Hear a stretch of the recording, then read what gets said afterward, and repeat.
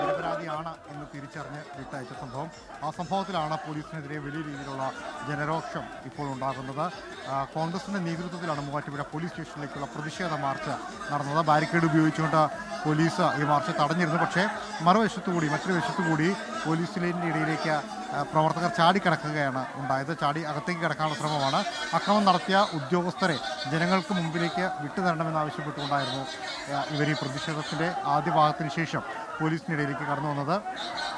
ആദ്യഘട്ടത്തിൽ സമാധാനപരമായാണ് സമരം പോയിരുന്നത് എങ്കിൽ പോലും പിന്നീട് വാക്കേറ്റത്തിലേക്കും കയ്യേറ്റത്തിലേക്കും പോലീസിനെതിരെയുള്ള വലിയ പ്രതിഷേധത്തിലേക്കും ഈ സമരം മാറുകയാണ്. 12-ാം തീയതിയാണ് മൂവാറ്റുപുഴ പോലീസ് ഈ മോഷണക്കുറ്റം ആരോപിച്ചുകൊണ്ട് അമൽ ആൻ്റണി എന്ന് പറയുന്ന മൂവാറ്റുപുഴ സ്വദേശിയായിട്ടുള്ള ചെറുപ്പക്കാരനെ കസ്റ്റഡിയിലെടുക്കുന്നത്.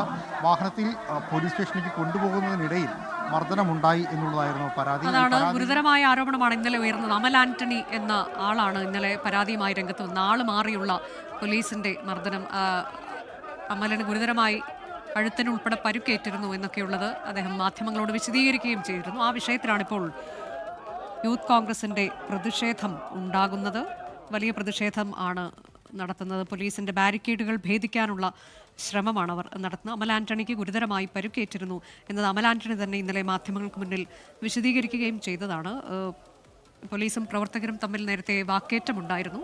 മൂവാറ്റുപുഴയിലാണ് ഈ പ്രതിഷേധം നടക്കുന്നത്. പോലീസിന്റെ ബാരിക്കേഡുകൾ മറികടക്കാനുള്ള നീക്കം, ബാരിക്കേഡുകൾ തകർക്കാനുള്ള ശ്രമത്തിലാണ് പ്രവർത്തകർ നിലവിൽ ഏർപ്പെട്ടിട്ടുള്ളത്. ആൾ മാറി പോലീസിന്റെ ഭാഗത്തു നിന്നൊരാൾക്ക് ക്രൂരമായ മർദ്ദനമേൽക്കേണ്ടി വന്നു എന്ന സംഭവത്തിലുള്ള പ്രതിഷേധമാണിപ്പോൾ മൂവാറ്റുപുഴയിൽ നടക്കുന്നത്. യൂത്ത് കോൺഗ്രസിന്റെ പ്രതിഷേധമാണ് മൂവാറ്റുപുഴയിൽ അരങ്ങേറുന്നത്. ലാൽകൃഷ്ണൻ തുടരുന്നുണ്ട്. ലാൽകൃഷ്ണൻ, എങ്ങനെയാണ് ഈ പ്രതിഷേധം ഇപ്പോൾ ഉള്ളത്? നേരത്തെ വലിയ വാക്കുതർക്കത്തിലേക്കൊക്കെ കാര്യങ്ങൾ പോയിരുന്നല്ലോ. തീർച്ചയായിട്ടും പ്രവർത്തകർ ബാരിക്കേഡ് മറിച്ചിട്ടുകൊണ്ട് അകത്തേക്ക് കടക്കാനുള്ള ശ്രമമാണ് നടക്കുന്നത്. പോലീസ് സ്റ്റേഷൻ ഏകദേശം ഇവിടെ നിന്ന് ഒരു 50 മീറ്ററിൽ മാത്രമേ അകലമുള്ളൂ. രാവിലെ തന്നെ സുരക്ഷാ വലയം തീർത്തുകൊണ്ട് പോലീസ് ഇവിടെ വന്നിരുന്നു. പ്രധാനമായിട്ടും നഗരത്തിലെ ഗതാഗത കുരുക്ക് നിലനിൽക്കുന്നതിനാൽ വൺ വേ ട്രാഫിക് നിലനിൽക്കുന്ന ഒരു പ്രദേശമായിരുന്നു ഇവിടെ. ഈ റോഡ് പൂർണ്ണമായും ഉപരോധിക്കും എന്നുള്ളതായിരുന്നു നേരത്തെ പറഞ്ഞിരുന്നത്. പക്ഷേ അല്പസമയങ്ങൾക്ക് മുമ്പ് അമൽ ആൻ്റണിയുടെ മാതാവ് തന്നെ ഈ സമരം നടക്കുന്ന അല്ലെങ്കിൽ ഈ പ്രതിഷേധം നടക്കുന്ന സ്ഥലത്തേക്ക് എത്തുകയും ഉണ്ടായ സംഭവങ്ങൾ വിവരിക്കുകയും ചെയ്തു.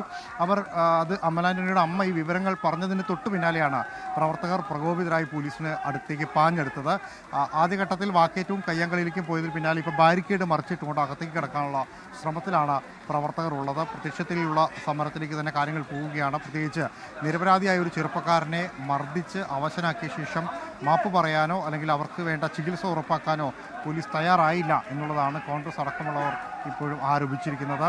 അമൽ ആൻ്റണിയുടെ ചികിത്സ അടക്കമുള്ള കാര്യങ്ങൾ കോട്ടയം മെഡിക്കൽ കോളേജിലേക്ക് മാറ്റണം എന്ന് പറയുമ്പോഴും പോലീസ് ഈ വിഷയത്തിൽ അന്വേഷണം നടത്തുന്നുണ്ട് എന്ന് പറയുമ്പോഴും അത് കാര്യമായ രീതിയിൽ പുരോഗമിക്കുന്നില്ല എന്നൊരു ആക്ഷേപം കൂടിയുണ്ട്.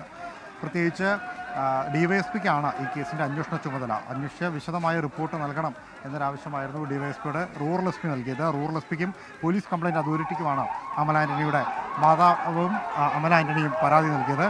ലോകത്തെവിടെയായാലും ഏത് സമയത്തും 24 വാർത്തകളും ഓഗ്മെന്റഡ് റിയാലിറ്റി പാക്കേജുകളും എക്സ്പ്ലെയിനറുകളും വിശദമായി കാണാൻ ഞങ്ങളുടെ യൂട്യൂബ് ചാനൽ നിങ്ങൾക്ക് സബ്സ്ക്രൈബ് ചെയ്യാം.